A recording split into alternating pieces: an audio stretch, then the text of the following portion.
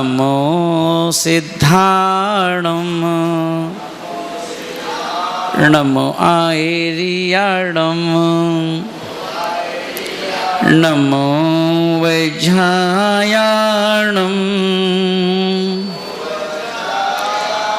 नमो लोयिसविसाहुणम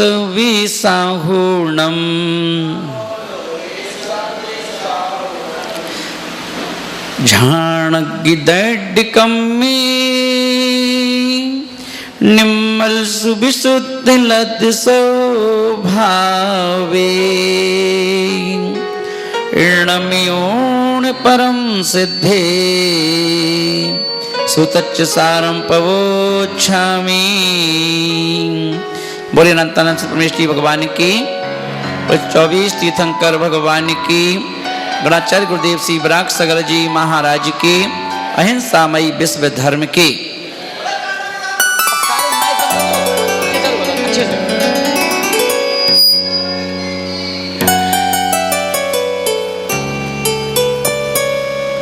महानुभाव, आज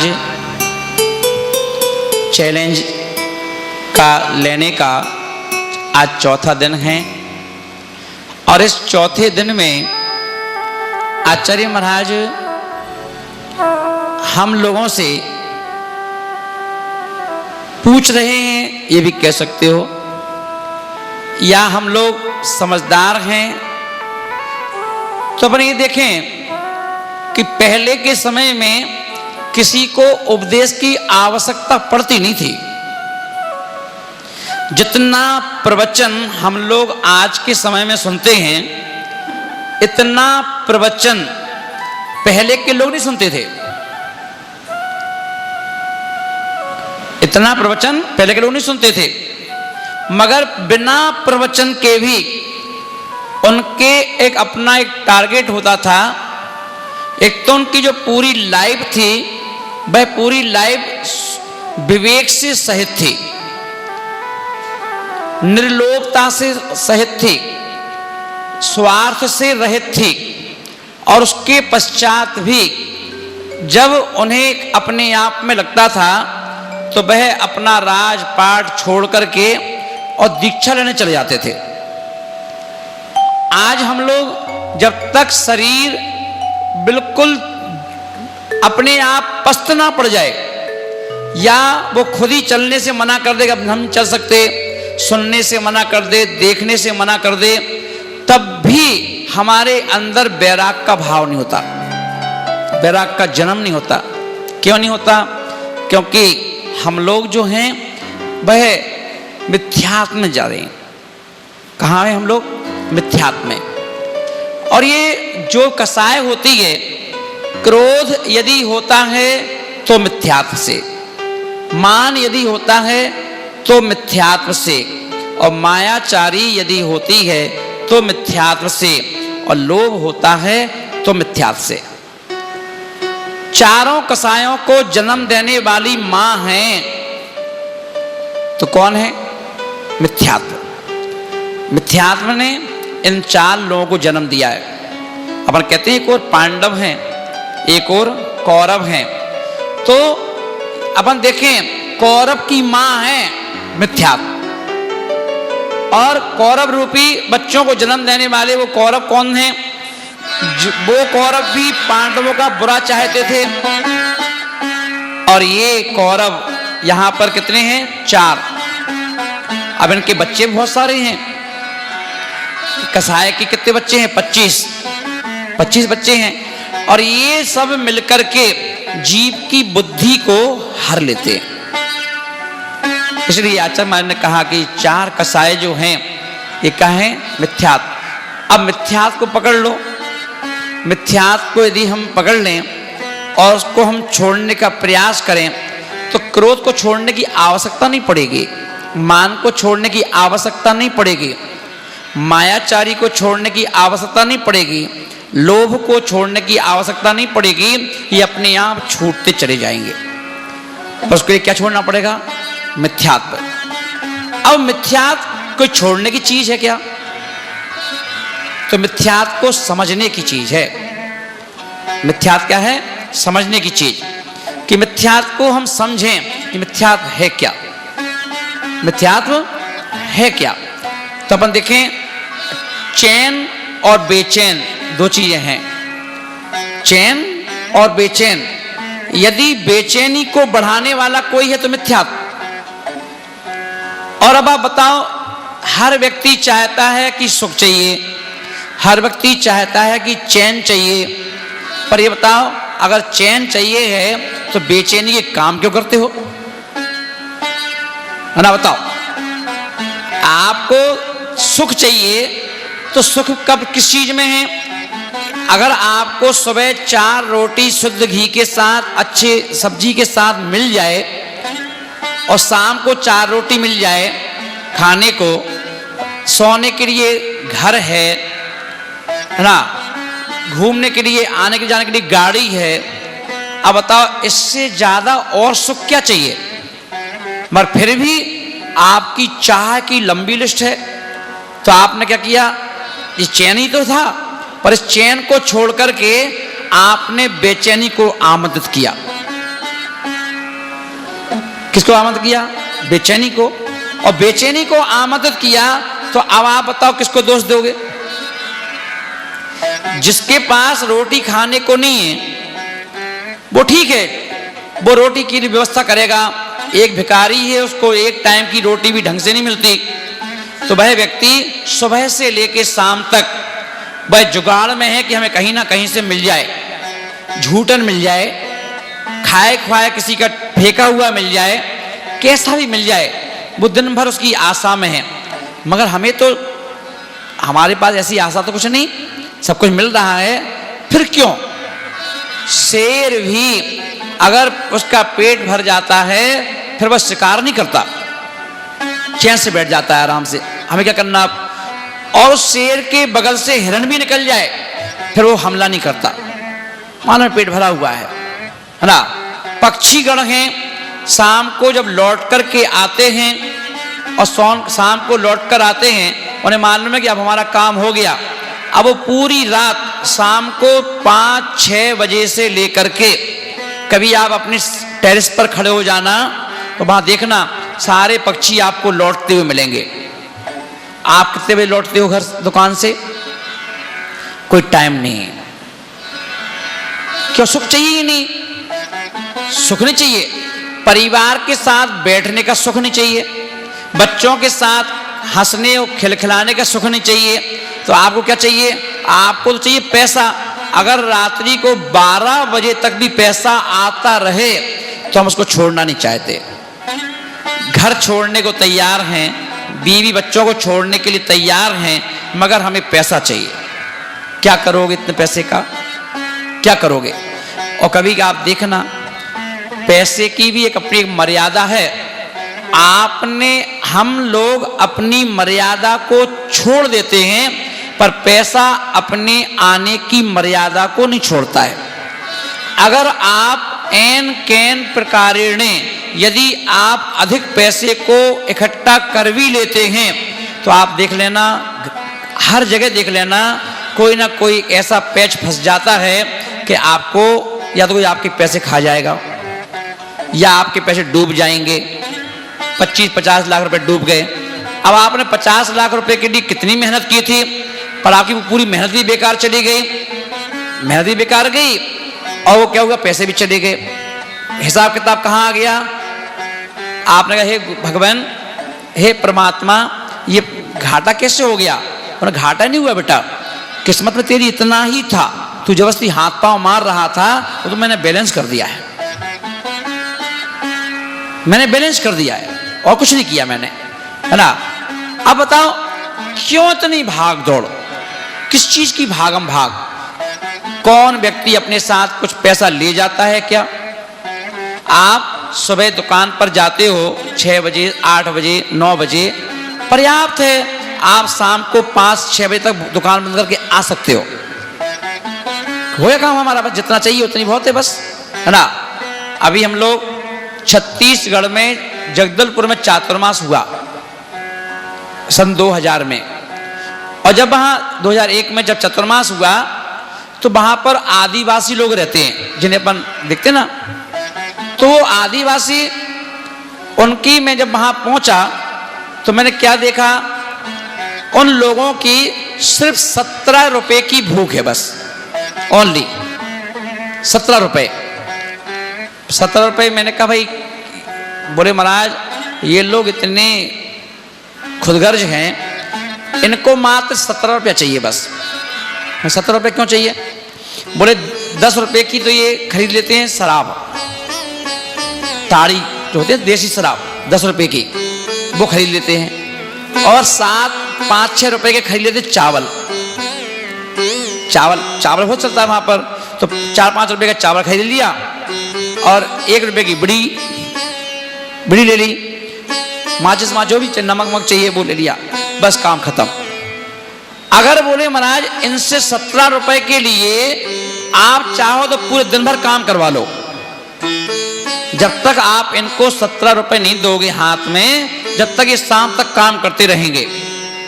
और यदि किसी को अचानक कोई सुबह कोई काम पड़ जाए कि भाई ये 1000 कुर्सियां हैं, इनको वहां से वहां रख दो, धर्मशाला में पहुंचा देना यार। अच्छा, हाँ बाबू पहुंचाता हूं। और आपने क्या किया, उनको 17 रुपए दे दिए, 20 रुपए दे दिए, 17 रुपए दे दिए। अब वो बंदा 1000 कुर्सी रखने के बाद अब तुम उससे कहो कि मैं तुम्हें सोने की डिल्ली दे रहा हूं, तो ये टेबल उठा के वहां रख दे कमरे में, बाबू मेरा काम हो गया, कल आऊंगा, वो काम नहीं करेगा। जबकि 1 घंटे में उसने कुर्सियां रख दी पूरी, 17 रुपए उसको मिल गए। चाहता तो अभी दिन भर पड़ा है और कमा लेता, कल के लिए कमा लेता, पर उसने कहा नहीं अब नहीं चाहिए। और क्या हुआ, छोड़ के चला जाएगा। अब दिन भर घूमेगा, थोड़ी सी पी लेगा और आराम से घूमेगा, है ना। क्या कर रहे हो भाई, काम नहीं बाबू कल करें, कल हो गया काम हमारा, क्या करना अब। इतना संतोष। और हमारे लिए कोई परेशान करता है तो असंतोष। हमें कौन परेशान कर रहा है? आप सोचो कितना व्यक्ति पैसा कमाता है और आपके पैसे पर सबकी नजर है, घरवाली की भी नजर है, घरवाली भी आपकी इनकम को देख करके अपने शौक बढ़ा देती है, वो भी अपने शौक बढ़ा देगी, है ना, इच्छाएं रख देगी पैसे को देखकर कि हाँ अभी तो खुश हैं और आ रहा है खूब पैसा, कोई मना भी नहीं कर पाएंगे, दे दो। और जब उसकी चाह बढ़ जाती है तो उस पैसे को देख करके रिश्तेदारों की भी चाह बढ़ जाती है कि ये हमारी मदद कर सकते हैं, संपन्न है। हर व्यक्ति हर किसी की बात थोड़ी जाएगा। अरे आप तो रिश्तेदार की बात कर रहे हो, समाज का व्यक्ति भी दान लेने, उसे मालूम है कि कौन व्यक्ति कितना दान दे सकता है, वो उसी की जी हुजूर करेगा। रिश्तेदार भी आपके पीछे पड़ गए। और जब पैसा अधिक आ रहा है तो इनकम टैक्स, सेल टैक्स, ये किसके पास जाएंगे? जो 17 रुपया कमा के शांति से बैठ गया उसके पास जाएंगे क्या? बताओ, उनकी पूरी 4 व्हीलर 4-5 लोग उनके पास जाएंगे क्या? बताओ तो 17 रुपये का हिसाब क्या है? वो क्यों उनके पास जाएंगे, है ना। वो किसके पास जाएंगे? जो आप सुबह से लेकर रात को 12 बजे तक पैसे कमाने में लगे हो, कभी आपके यहाँ छापा पड़ेगा। और क्या हुआ, मैंने अभी कहा था ना, बैलेंस। अब एक बार वो आ गए तो वो ठीक है, आप कमाइए 6 महीने, 8 महीने, 10 महीने, और उसने क्या किया, उठा करके आपके छापा मारा और एक ही बार में 30, 40, 50 लाख रुपया फिर वो लेके चले गए। आप सोचो, कल्पना करो, पूरे साल का अगर ब्यौरा निकालो तो आपने कमाया तो बेधड़क से है, पर ऐसे पैसा कितना गया, बैलेंस बराबर आ जाएगा, है ना। क्योंकि कमाने के लिए आपको सिर्फ एक टाइम दिया गया है कि आप इतनी से टाइम से इतने टाइम तक कमाइए। हर चीज का टाइम है। सरकारी जॉब करो तो उसका भी नियम है, 8 बजे आपको पहुंचना है ऑफिस, 5 बजे आपकी छुट्टी। क्यों? 7 बजे कर देते, क्या दिक्कत थी? 5 बजे छुट्टी क्यों की? आपके यहाँ लेबर आती है, लेबर काम करने के लिए, और उससे आप ईंट उठवा लो, सीमेंट की बोरी उठवा लो, सुबह है ना लगा लो काम पर उसको भी 8 बजे एंट्री हो जाएगी, और शाम को 4-5 बजे छुट्टी हो जाएगी। स्कूल का टाइम फिक्स है, नेवी की जॉब फिक्स है, पायलट की जॉब फिक्स है। फिक्स नहीं है तो सिर्फ हमारा काम फिक्स नहीं है, तो हमारा काम फिक्स नहीं है। और हमारा काम फिक्स नहीं है क्योंकि हमें हमारी कोई अति पता नहीं है। भगवान को भी नहीं मालूम तुम्हारे दिमाग की कि तुम्हें कितना चाहिए। भगवान को भी नहीं मालूम कि तुम्हारी भूख कितनी है, कितना चाहते हो तुम। चले तो चलना, चले ना। तो क्या हुआ, क्या बोल दिया? भगवान को मालूम है कि आपको कितनी भूख है? नहीं मालूम ना, क्योंकि तुम्हें खुद नहीं मालूम। आपको खुद भी नहीं मालूम है कि हमारी भूख कितनी है। और यही कारण है कि हम लोग असंतोष हैं, संतोष नहीं है। पढ़ते जरूर हैं, संतोषामृत पिया करूं, मेरी भावना में संतोष व्रत को धारण करूं, पर संतोष है नहीं है ना। तो यहां अपन देखेंगे चाय है, बहुत ऊंची चाय है, टाटा अंबानी बनने की चाह है। क्या फायदा चाय के? सुशांत राजपूत सभी चैनलों पर हाईलाइट है। मर्डर क्यों हुआ? पैसे के लिए। उसकी संपत्ति को हड़प लिया, मार दिया उसको। मारा किसने? वो जिससे प्यार करता था, रिलेशनशिप में जो रहता था साथ में, उसी ने मार दिया ना। अच्छा में बोले किसने? धन के चक्कर में। जो धन है ये, इससे हम अनसेव हैं, सेव नहीं है, अनसेव हैं। भिंड की घटना सबको याद होगी, बतासा बाजार की। इस धन के चक्कर में ही घर के ही नौकर ने पति, पत्नी और उनकी बेटी को, तीनों लोगों को एक साथ शाम को 7 बजे मार दिया था और पूरा धन लेकर के चले गए थे। किसने मारा? नौकर को क्या लालसा थी? कोई दुश्मनी थी क्या? नहीं थी। क्या था? पैसा। तो पैसे के पीछे आप रोजाना न्यूज में पढ़ते होंगे कि बैंक से व्यक्ति ने पैसा निकाला, और पैसा निकाला, बैंक के बाहर भी लोग खड़े हैं जिनकी नजर यही है कि कौन निकल रहा है। कई बार पैसा झीना झपटी में मार देते हैं, मर्डर हो गया। सोचो इस पैसे से हमारा कौन सा धर्म चल रहा है, पर लोभ है। तीर्थंकर के पास क्या कमी थी? जिनके जन्म होते ही 6 महीने जन्म गर्भ में आने के पहले एक दिन में 14 करोड़ रत्नों की वर्षा होती है आकाश मार्ग से। जैसे पानी बरसता है, ओले बरसते हैं, यहां ओले बरसते हैं, वहां रत्न बरसते थे। 14 महीने तक लगातार एक दिन में 14 करोड़ रत्नों की वर्षा होती है, होती थी, होती रहेगी तीर्थंकरों के यहां। तो 14 महीने में कितने रत्न हो गए? क्या कमी है? भोजन स्वर्ग से आ रहा है, आभूषण स्वर्ग से आ रहे हैं, कपड़े स्वर्ग से आ रहे हैं, प्रतिदिन अलग अलग, कोई कमी नहीं। फिर भी क्यों छोड़ के चल दिए? चल दिया छोड़ घर बार, कुटुंब परिवार, वीर ना माना।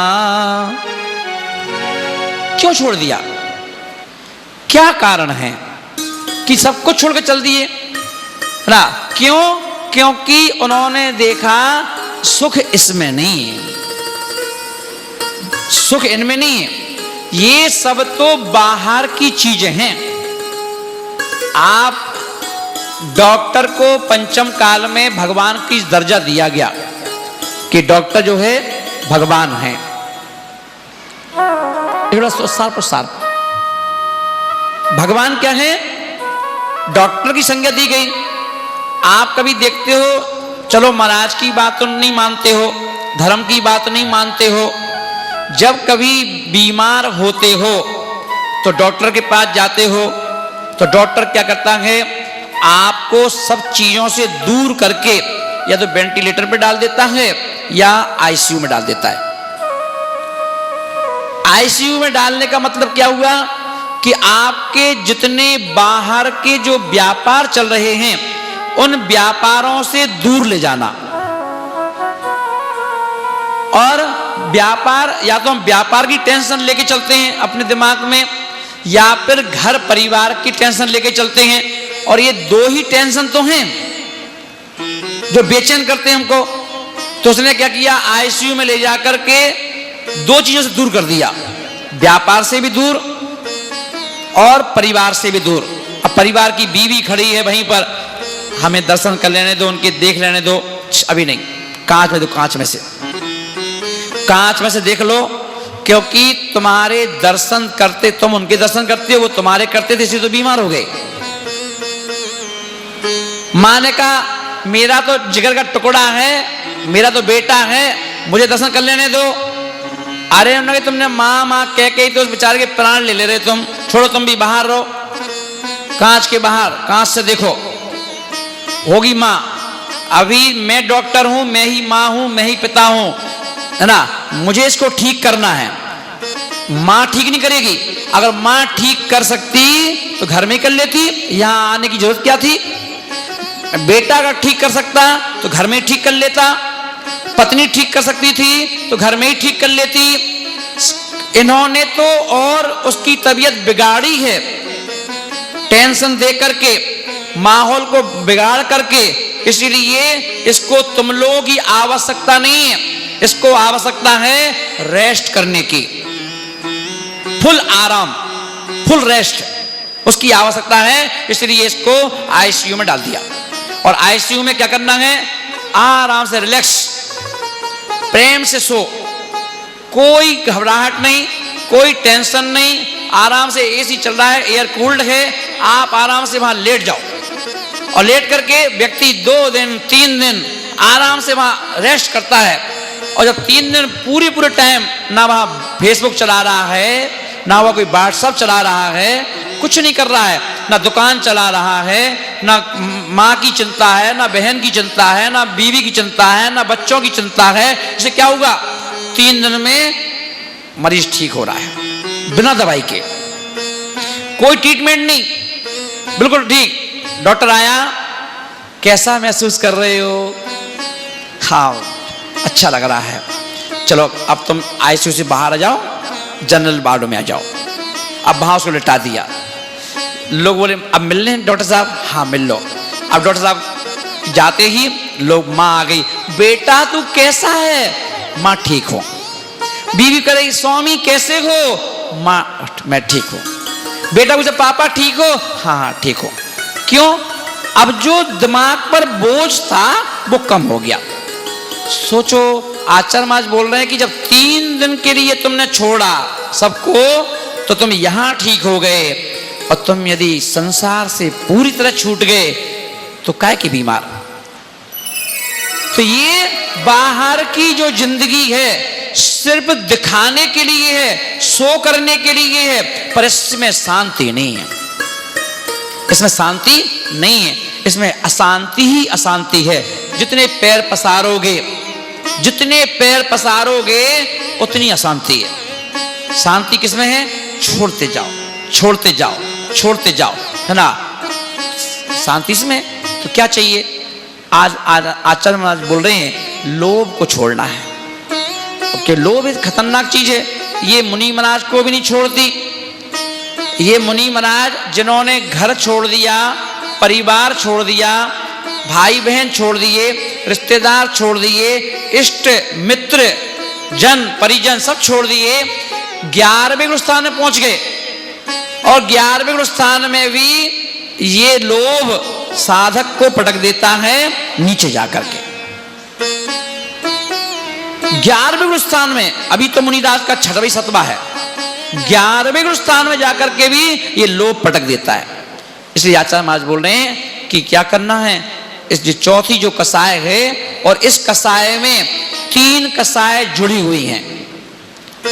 आप सोचो, जब कभी जिस पत्नी को देख करके आप खुश होते हो, जिस पत्नी को देख करके आप क्या करते हो, खुशी का ठिकाना नहीं रहता, और कौन कौन से नए नए नाम से पुकारोगे। पत्नी तुम्हें नाम से पुकारती है, अरे बाबू आ गया, बाबू ने कुछ खाया नहीं, बेबी भोजन लगा दे, थाई लगा दे, है ना। और दुकान चल रही है अच्छी, सीजन चल रहा है, और सीजन चल रहा है, और उस सीजन के बीच में खूब ग्राहकी चल रही है, और उस, है ना, घरवाली का फोन आ जाए, एक बार आ जाए, बेबी क्या कर रहा है, अरे रखो रखो रखो, अभी है ना दुकान पर गिरा के फिर बात करते हैं। थोड़ी देर फिर आ जाए, बाबू ने खाना नहीं खाया, आए तो रखे अभी, बाबू बाबू रख दे, ओए बाबू ना, अब कहे कि बाबू अब भोजन खाए। और अगर तीसरी बार फिर फोन आ जाए, मान लो 3-4 बार, तो अब आप झटकार दोगे अच्छे से, वो सोचे कि बाबू का होगा, रोज तो बच्चे गुड़ गाता था, आज क्या बात है, आज गुस्सा क्यों कर रहा है ना। तो ये सारी चीजें कहां की हैं, बाहर की। ये सब बाहर के जो ऐड है, बाहर के विज्ञापन हैं, लोगों को आकर्षित करने के लिए। शब्दावली है, शब्दों से कभी संबंध नहीं हुआ करते। शब्दों से कोई संबंध होते हैं क्या, है? अगर रिक्शे वाले से बोल दो भैया, तो क्या भैया हो जाएगा क्या वो, बताओ? सर क्या संबोधन करना है, संबोधन करते जाओ किसी को भी, कुछ भी, तो संबोधन से तो ना रिश्ता बन जाएगा, है? तो आचार्य महाराज बोलने की ध्यान रखो, है ना। बाहर के झंझट जो हैं, ये बाहर बाहर हैं, अंदर कुछ नहीं है। बीमार हो जाओ, बीमार पड़ जाओ, कोई ने कहा कैंसर है, अब भगवाली कहे बाबू तुझे कैंसर हो गया, चुप रहे, कैंसर हो गया कैसे, तो और उस समय हमें अपने अकेले की जरूरत है, अकेले में रेस्ट करने की आवश्यकता है, बाहर तुम्हारी जरूरत नहीं है। इसलिए आचार्य महाराज बोलने की क्या करो भैया, उन्होंने कहा कि आज लोभ खाली पैसे का नहीं होता है, ये भी ध्यान रखना। लोभ पैसे का भी हो सकता है, नाम का हो सकता है, प्रतिष्ठा का हो सकता है ना, खाने का हो सकता है, घूमने का हो सकता है, हर तरह का लोभ हो सकता है। सामान जोड़ने का लोभ, घर बनाने का लोभ, कोई भी लोभ हो सकते हैं। और जब जब हमने कोई लोभ मन में रखा है, वहां से हमारी परेशानियों की लिस्ट चालू हो गई। आपको घर वालों को खुश करने के लिए गाड़ी लेके आए, फाइनेंस करवाई, गाड़ी तो आ गई। अब गाड़ी में बीवी घूम रही है, बच्चे घूम रहे हैं, ऐश कर रहे कि नहीं कर रहे हैं, पर आपसे पूछो आप ऐश कर रहे हो क्या, गाड़ी का सुख आपको अच्छा लग रहा है क्या, क्योंकि आपको किस्त जमा करना है, आपको किस्त जमा करना है। अभी कितने लोग इसी बात से दुखी हैं कि लोगों को पता नहीं था कि कोरोना आने वाला है, और जिन लोगों ने, है ना, 25 फरवरी के पहले पहले जिन्होंने क्या किया था, किसी ने फाइनेंस जो चीजें फाइनेंस करवाई थी, और भी किस्तें देना थी, आज 5-6 महीने हो गए, किस्तें नहीं पहुंची। अब उनके घर में जाके देखो, टेंशन है, कहां से दें, क्या करें, कैसे करें, क्या करें, कैसे करें। अब कोरोना कह रहा है, ए कोरोना तू तो मरवा देगा, कोरोना कह रहा, किसने कहा था फाइनेंस करवाना। जितनी चादर थी उतने ही पैर पसारते, क्या ना। और जिनके पास, अब बताओ, कोरोना फैल रहा है, व्यक्ति से कहो तो व्यक्ति कहता भैया क्या कोरोना से मर जाए, सच्चा हम तो दुकान जाएंगे, हम तो यहां जाएंगे, हम तो वहां जाएंगे, नहीं छोड़ेगा। क्यों? इतना पैर पसार चुका है। अब पैर पसार लिया तो लौटना मुश्किल है, इतना हम फंस चुके हैं, इतना हमने अपने आप को फंसा लिया है। अब क्या करें? कि कोई व्यक्ति के ब्याज का काम करता था, लॉकडाउन के पहले जिसने खूब लाखों रुपए दान कर दिया था, मतलब दान का मतलब बांट रखा था ब्याज पे। मोदी ने कहा कोई ट्रेन नहीं चलेगी, कोई प्लेन नहीं चलेंगे, कुछ नहीं चलेगा, कोई व्यक्ति घर से निकलेगा नहीं। अब बताओ, जो ना ब्याज आया ना मूल आया, ना ब्याज आया ना मूल आया, ना तुम जा पाए लेने के लिए ना वो आया देने के लिए, है ना। अब 6 महीने बाद मिले भी तो कह रहा भाई साहब तुम्हें मालूम नहीं है कि लॉकडाउन चल रहा था, कहां से दें बताओ। अब व्यक्ति भगवान के पास जाके रो रहा है कि भगवान 50 लाख रुपए फंस गए मेरे, तो कोई 1 करोड़ रुपया फंस गया, कोई 2 करोड़ फंस गए। भगवान ने कहा किसने कहा था दो, किसने कहा था? मैंने तो पैसा दिया था तेरे लिए कि तू सुकून में रहो ना, तो तू क्या कर रहा है? तूने अपना सुकून दूसरे को दे दिया तो उसकी पीड़ा तो तुझे लेना पड़ेगी, पीड़ा लो। हमने तो बैलेंस कर दिया। सोचो महानुभाव, धर्म क्या है? धर्म को और कोई नहीं है। मैंने उस दिन भी कहा था, आप समझ रहे हो कि धर्म खाली मंदिर में पूजा पाठ करने को धर्म कहते हो, वो धर्म नहीं है। आपकी जो जीवनचर्या है यही धर्म है। आपके सोचने का जो तरीका है वो धर्म है। आपके अंदर उपज लेने वाला जो विवेक है, विवेक ही धर्म है ना, बाहर कोई धर्म नहीं। विवेक के साथ धर्म। आप विवेक के साथ कैसे खा रहे हो, कैसे पी रहे हो, कैसे बैठ रहे हो, कैसे उठ रहे हो, कैसे सोच रहे हो, है ना, ये धर्म है। क्यों? धर्म ना कोई जाति में है, धर्म कोई ना जाति में, ये ध्यान रखना, धर्म कोई जाति में नहीं। ये सब लोग अपन देखे, कोई कह रहा है हिंदू धर्म है, कोई कह रहा है मुसलमान धर्म है, कोई कह रहा है सिख धर्म है, कोई कह रहा है ईसाई धर्म है, कोई कह रहा है नामदेव है, कोई शर्मा है, कोई बर्मा है, कोई फलाना है, कोई सिंधी है, कोई पंजाबी है। पूरे इनका धर्म सबका अलग अलग है। ये धर्म अलग अलग कैसे हो जाएगा? पानी के बर्तन अलग अलग हो सकते हैं पर बर्तनों में रहने वाला पानी वो एक सा होता है। दीपक अलग अलग हो सकते हैं, अलग अलग डिजाइन के हो सकते हैं, अलग अलग बनाए हुए कुम्हारों के हो सकते हैं, अलग अलग कंपनियों के हो सकते हैं, चाइना के हो सकते हैं, भारत के हो सकते हैं, पर उनमें दीपक कभी जलते नहीं। दीपक जलाने के लिए उसमें तेल ही डाला जाएगा, बाती ही लगाई जाएगी, बाती जलती है, तेल जलता है, और दूसरे दिन दीपकों की कोई कीमत नहीं है। सारे दीपक रोड पर डले मिलेंगे, आप खुद फेंक दोगे उनको, क्या काम खत्म, बेकार हो गई अब, है ना। ऐसे ही तो धर्म कहाँ है? ना दीपक में है धर्म, कहाँ है? ना जाति में है।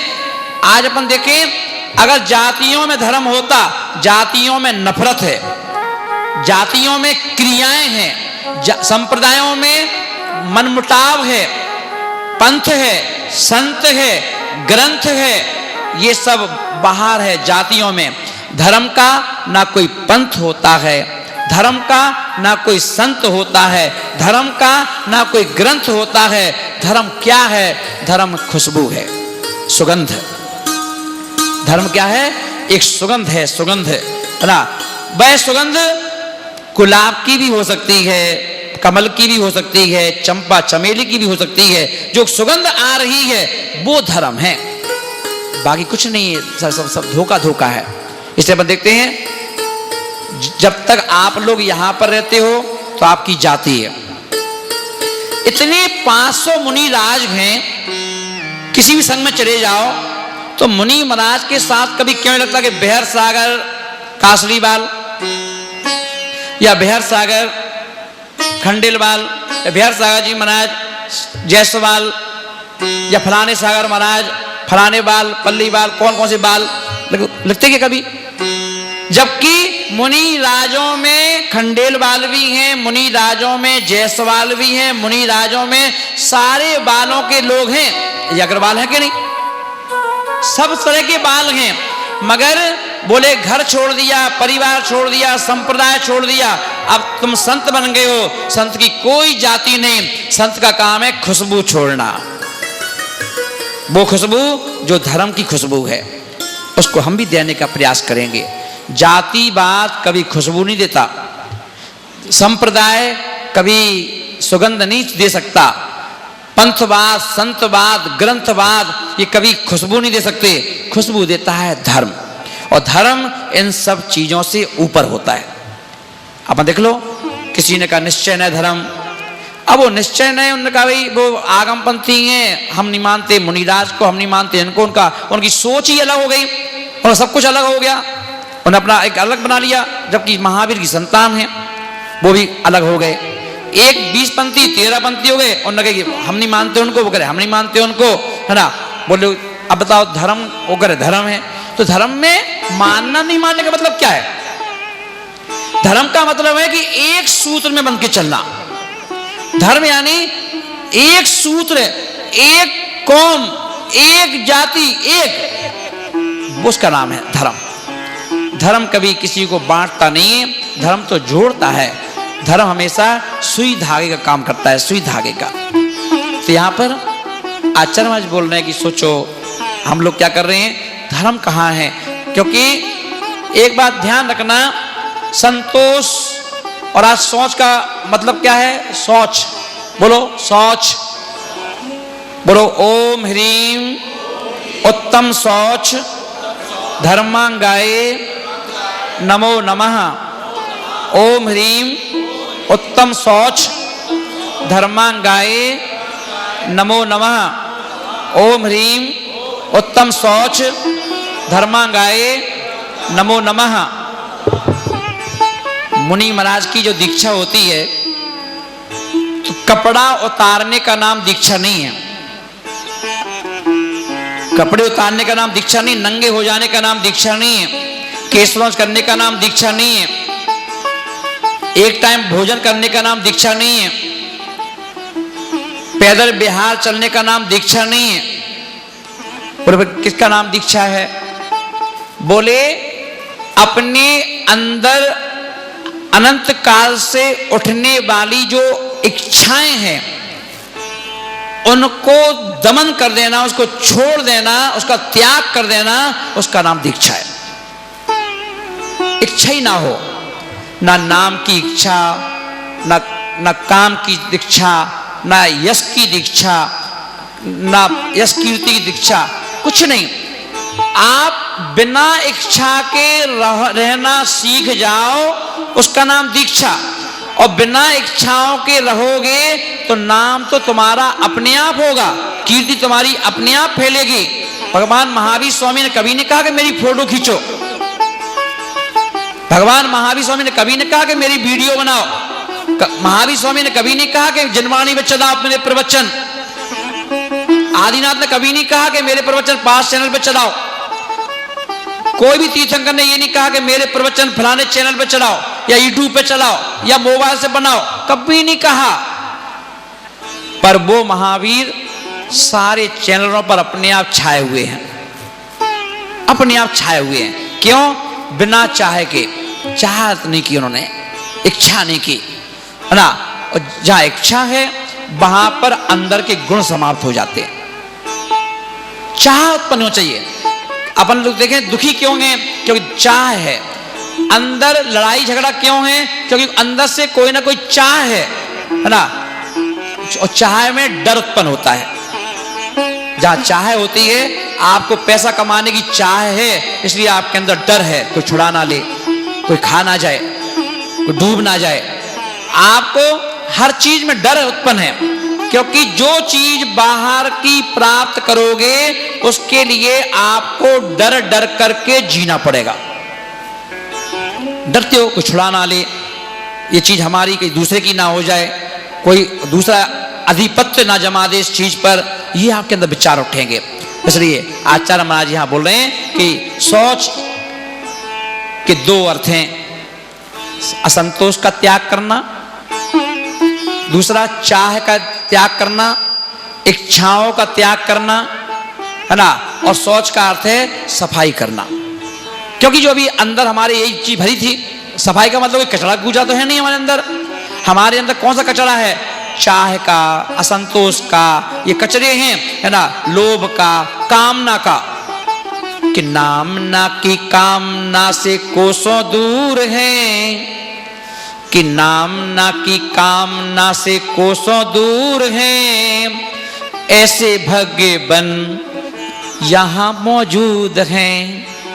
बोले कि ऐसे गुरुवर भी यहां मौजूद हैं। नाम नहीं कामना, कोई कामना मत करो, कोई नाम की कामना नहीं, कोई किसी की कामना नहीं, है ना। अब पंचम काल है, दिख तो जाता है, इच्छा तो होती है ना। आचार्य में बोला कि अभी अधूरा है, अभी आप पूर्ण नहीं हो। पूर्ण बनना है तो जहां सब कुछ छूट जाए, किसी तरह की कोई इच्छा ना हो, उसका नाम। तो यहां पर आचार्य महाराज बोल रहे हैं कि क्रोध ने जहां लोभ आता है वहां क्रोध साथ साथ चलेगा, जहां लोभ आता है वहां पर मान भी आएगा, जहां लोभ है वहां मायाचारी भी होगी, ये सब चीज आएगी। इसलिए आचार्य महाराज बोल रहे हैं कि इनको भी क्या करना है, छोड़ना है। क्योंकि यहां पर आचार्य महाराज बहुत सुंदर सुंदर बात अपने कह रहे हैं कि धन अपने और दूसरे के मन में भी नियत खराब कर देता है। सगी बहन चौका लगा, एक चौके में एक चौका लगा और चौके में क्या हुआ, आहार चल रहा था आचार्य गुरुदेव बराक सागर जी महाराज का ललितपुर में। सगी बहन आई आहार देने के लिए, तो जिसका चौका था उन्होंने कहा कपड़े चेंज कर लो, तो उन्हें सारा बताया कपड़े शुद्ध नहीं है, अरे जाओ हमारे कमरे में चले जाओ, वहां पर हैं। और कमरे में वो हड़बड़ाहट में जो लॉकर था उसकी चाबी उसी में लगी छोड़ के आ गई थी। वो बहन गई उस चौके अपने कमरे में, उसने देखा लॉकर की चाबी खुली, चाबी को देख करके आहार देना भूल गई, धर्म करना भूल गई। उसको लगा कि लॉकर खोल के देख लो, लॉकर खोला तो अंदर का भी लॉकर खुला हुआ था, सोने के जेवरात रखे थे आधा किलो कम से कम, उसने पूरे उठाए पोटली में बांधे, पर मन में विवेक लगाया अगर मैं भाग गई यहीं की यहीं तो इल्जाम मेरे ऊपर आएगा कि वो आई थी और मैंने उससे कहा था ऊपर चली जाओ, कमरे में चेंज कर लो, है ना। एक बहन तो बहन का रिश्ता मान रही है कि सगी बहन है, इसलिए उसने अपने कमरे में भेज दिया और किसी को नहीं भेजा कि जाओ कमरे में कपड़े चेंज कर लो। पर सगी बहन वहां जाकर के उसने क्या किया, सारे वो आभूषण उठाए, पोटली में बांधे, छुपा दिए और जल्दी कपड़े पहन के गई चौके में, एक दो गिलास दिए और बोले हमें जाना है क्योंकि वो आगे होंगे, नाश्ता पानी तैयार करना है, मैं जा रही। और उठाई पोटली और चली गई। अब बाद में देखा अरे चोरी हो गई, चोरी हो गई। देखा किससे कहें किससे, उससे कहा तुम गई थी ऊपर, मैं तो गई थी, तो मैं तो कपड़े चेंज करके आ गई, है ना। तुम्हें क्या लग रहा है कि मैंने चोरी कर ली क्या? नहीं नहीं लग नहीं रहा, मैं तो पूछ रही क्योंकि मैंने तुम्हें भेजा था ना कमरे में चले जाओ, चोरी हो गई। नियत खराब, उस धन को देख करके बहन की नियत खराब हो गई, धन को देख करके एक पिता की नियत खराब हो जाती है, धन को देखकर एक बेटे की नियत खराब हो जाती है ना। धन को देख किसी की भी नियत खराब हो सकती है और वो क्या करेगा, आपके ऊपर कुछ भी अटैक कर सकता है, चुरा सकता है। तो बोले ये धन एक ऐसी चीज है, लोभ जो है ये लोभ कहीं भी किसी को भी आ सकता है, ये लोभ कहीं भी आ सकता है। और इस लोभ के कारण से उतना अंधा होता है लोभ कि ये लोभ कुछ भी करा सकता है, ये लोभ कुछ भी करा सकता है, किसी की जान भी ले सकता है ना, किसी की जान लेने को प्रेरित भी कर सकता है। और इसलिए इससे दूर रहो भैया, इच्छा मत रखो, है ना। इसलिए जो अंदर एक शब्द होता है बीजाक्षर, जिसका नाम है श्री, बोलो श्री, अच्छे से बोलो श्री। श्री क्या है? एक बीजाक्षर है, लक्ष्मी वाचक यह अक्षर है। किसी को धन संपदा की अगर पूर्ति करना है, बहुत गरीब है दी वो, तो वह हमेशा श्री श्री की जाप करे, बस श्री श्री श्री श्री श्री, है ना, और कुछ नहीं। तो वहां पर श्री श्री का अर्थ क्या है? श्री का मतलब है दो प्रकार की लक्ष्मी। श्री का मतलब क्या है? दो प्रकार की लक्ष्मी। और दो प्रकार लक्ष्मी कौन सी है? एक अंतरंग है, एक बहिरंग है। लक्ष्मी दो प्रकार की है। बाहर की लक्ष्मी कौन सी है ना, धन दौलत मकान गाड़ी ऐशो आराम की जिंदगी, है ना, ये वाली, जिसमें क्षणिक सुख है। ए ननट इज डेज बंडर, 4 दिन की चांदनी फिर अंधेरी रात है। मगर ये बाहर का सुख है और एक सुख है लक्ष्मी का दूसरा रूप है अंदर का अनंत चतुष्टय, जो भगवान महावीर स्वामी के पास था, आदिनाथ के पास था, है ना। अनंत सुख, बोले हमारे सुख में और उनका सुख कितना है? हमारा सुख क्षणिक है, कब खत्म हो जाए भरोसा नहीं, पर भगवान के पास अनंत सुख है, कभी समाप्त नहीं होता। अनंत ज्ञान, अनंत बल वीर्य और अनंत दर्शन, 4 प्रकार का सुख है उनके पास। बोले वो चाहिए कि ये चाहिए? जिसने कहा ये चाहिए तो उसने समझ लेना सेना चुन ली, श्री कृष्ण को छोड़ दिया। और जिन्होंने कहा हमें अंदर का सुख चाहिए जो कभी समाप्त ना हो, उसने कृष्ण को चुन लिया। और जिसने कृष्ण को चुना है और वो महाभारत को जीत गया। जिसने सेना को चुना है वो कौरव बन के महाभारत को हार गया, और हारा ही नहीं, प्राणों की आहुति भी देना पड़ी। इसलिए आचार्यों ने कहा कि जो सुख है वो बाहर नहीं अंदर है। कहाँ है? अंदर। इसलिए अपने अंतर में झांको। कहाँ झांको? अपने अंतर में झांको तो तुम्हें सुख मिलेगा। यहां इसलिए महानुभाव, ये शरीर एक किराए का मकान है। काय का मकान है? किराए का। और ये किराए का मकान है तो जैसे अपन देखते हैं, आप लोग किसी को दुकान देते हो किराए पर, मकान देते हो किराए पर, तो लोग जो किराएदार अगर 10-12 साल रह लें या रह रहे हैं, कितनी दुकानें ऐसी हैं जो मंदिर की हैं और जैन लोगों को दे दी गई थी कि चलो जैन को दे दो, अजैन को काय को दो? जैन को दे दो, जैन को। और जैन व्यक्तियों ने उन दुकान को किराए पे ले लिया था। किराया कितना था? 20 रुपया महीना, 10 रुपया महीना उस समय। आज उनको दुकान लिए हुए 25-25, 30-30 साल हो चुके। दुनिया में दुकानों की कीमत उन्हें मालूम है कितनी है, पर आज भी वो मंदिर को किराया देते हैं 20 रुपया महीना। आज भी 20 रुपया महीना ही मंदिर को देते हैं, और वो भी दें या ना दें, कब्जा कर लिया। और कमेटी कहती भैया खाली कर दो अब दुकान। तो बताओ 20 रुपये महीने की दुकान कौन खाली करेगा? हैं? अब वह कमेटी से कहते हैं कि हम नहीं करें, खाली जाओ, केस करना है केस कर दो। अब उसको भगवान का डर नहीं है कि भगवान की दुकान है ये, कमेटी की नहीं है। अब उसको डर नहीं है, ना वो खाली करेगा ना किराया बढ़ाएगा। और क्या कर रहा है? दुकान हड़पने के चक्कर में ऐसे ही कब्जा कर लिया, कब्जा। ऐसे ही आचार्य महाराज बोल रहे हैं कि हे ज्ञानी आत्मा, तूने अपने शरीर रूपी मकान पे कब्जा कर रखा है।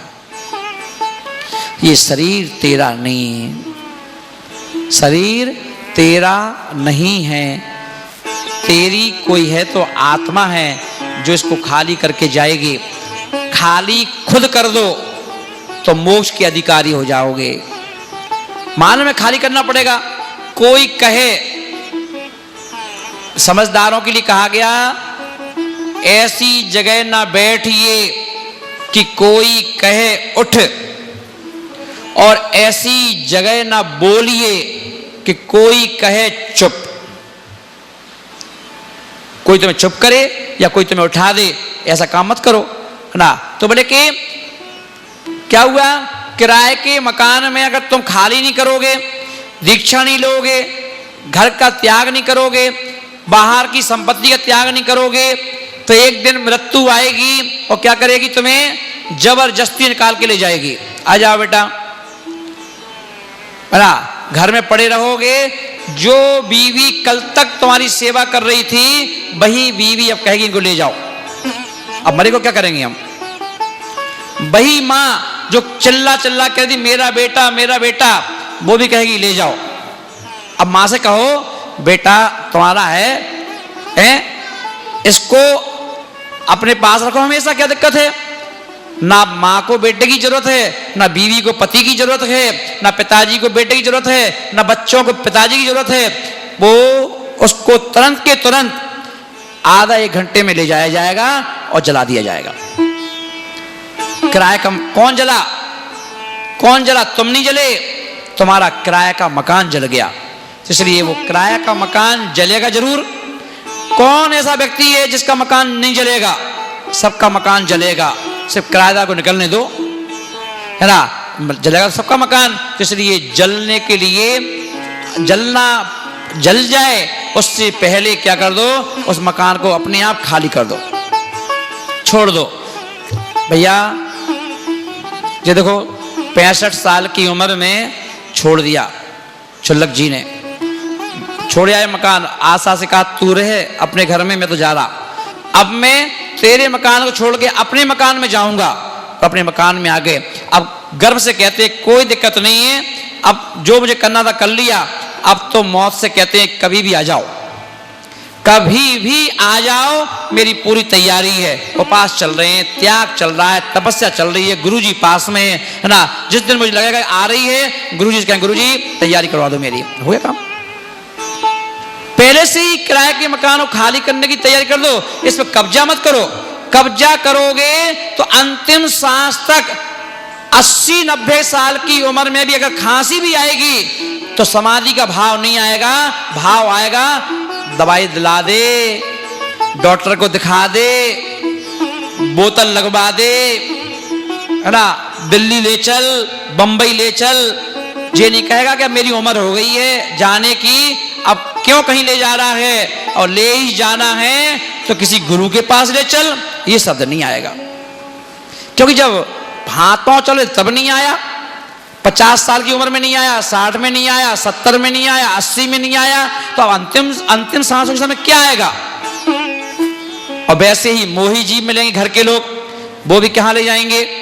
वो भी अस्पताल ले जाएंगे।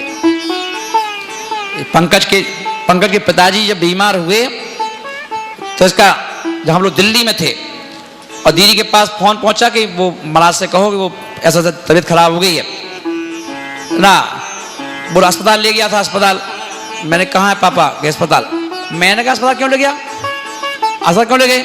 अरे बोले कि वो, अरे तू महाराज के पास लेके जाओ, महाराज के पास, इनको अब डॉक्टर की जरूरत नहीं है, महाराज की जरूरत है। अब देख मैं तो दूर हूं, मैं दिल्ली अगर लाएगा, दिल्ली में हो सकता है रास्ते में कुछ दिक्कत हो जाए, तो एक काम तो वहीं के वहीं जो महाराज हो ले जाओ, है ना, कई अस्पताल। अरे मैंने अस्पताल छुट्टी करवाओ। अब थोड़ा सा मोह राग जागृत तो हुआ, है ना, पर मैंने डांटा वहां से, मैंने पागल हो गया है, मोही जीव राग के चक्कर में तू अपने पिताजी की वो करना चाहता है, लेके जा फटाफट। ठीक है, जब मैंने बाबा झटका रहा, ले गया, व्रत हो गए, नियम हो गए, संयम हो गए, है ना। बोले पापा ठीक हो गए। मैंने पापा ठीक नहीं हुए बेटा, ठीक नहीं हुए, ये ध्यान रखना, ये नियम संयम का प्रभाव है कि तुम्हें ठीक लगने लगे, क्योंकि जो काम उनने जिंदगी में नहीं किया, नियम संयम का, वैसे तो बहुत सारे काम किए, पर ये इस क्षेत्र के जो काम होते हैं, आत्मा के उद्धार के काम होते हैं, नियम संयम के काम होते हैं, वो उन्होंने नहीं किए और तुमने अब करवा दिए हैं। उसकी ये खुशी है कि तुम अच्छे दिख रहे हैं, अब ये खुश होकर के जाएंगे, है ना। बोले महाराज पापा बिल्कुल ठीक हो गए, अब घर पे आ गए हैं, अब तो खूब हंसते हैं, मुस्कुराते हैं, बोलते हैं। मैंने कहा ये कुछ दिन का सुख है, और ज़्यादा मेरे से 15-20 दिन रहे, और 20 दिन बोले पापा चले गए। मैंने क्या कहा था तेरे से? वो खुशी 15 दिन जो थी वो नियम संयम की खुशी थी, चले गए। तो ये अर्थ है कि बाहर जो सुख दिख रहे हैं वो सुखाभास है, सुख नहीं है। इसलिए महान भाव, इसकी सफाई करके रखो आत्मा की। यहां तुम बाहर कितना ही जोड़ लो, इससे इसका कुछ कल्याण नहीं होने वाला। कितनी गाड़ी, कितने बंगले, कितने सब कुछ कर लो, साथ में जाएगा तो तुम्हारे साथ सफाई इसलिए करना है कि ये जो फालतू की सोच अंदर घुस गई है, शरीर मेरा है, शरीर को सजाना है, शरीर को ये करना है। अरे आत्मा की बात करो, आत्मा हमारी है, आत्मा का कल्याण करना है, आत्मा के बारे में सोचना है, आत्मा के लिए व्रतों से सजाना है तो शरीर को नहीं, आत्मा को सजाओ, गुणों से, नियम से, संयम से, व्रतों से इसको सजाओ, सम्यक दर्शन से इसको सजाओ, जिससे कि हमारी आत्मा परमात्मा बन सके। ऐसी भावना के साथ हम लोग रखना है और सोच के साथ आज सफाई करना है, क्योंकि अब सफाई करोगे तो 4 कसाय समाप्त हो चुकी हैं आज। कल से अब कसाय का काम खत्म। अब आएगा धर्म। किस रूप में आएगा? कल सत्य के रूप में आएगा, फिर सत्य के बाद संयम के रूप में आएगा, फिर त्याग के रूप में आएगा, फिर तप के रूप में आएगा। तप और त्याग आगे पीछे चलेंगे, और उसके बाद आकिंचन आएगा, फिर ब्रह्म चला जाएगा। तो कल से सही मायने में पर्युषण पर्व चालू होगा। अभी तो सिर्फ सफाई की है, क्रोध की, मान की, मायाचारी की, लोभ की। अब कल से सही मायने में धर्म चालू हो रहा है, जिसके लिए वो हमें वो धर्म जो 6 दिन के बचे, अब आज चौथा दिन है, जो 6 दिन के धर्म हैं, वो धर्म हमारी आत्मा के कल्याण के लिए हमारी काया पलट करेगा। ऐसी भावना के साथ बोलो महावीर भगवान की।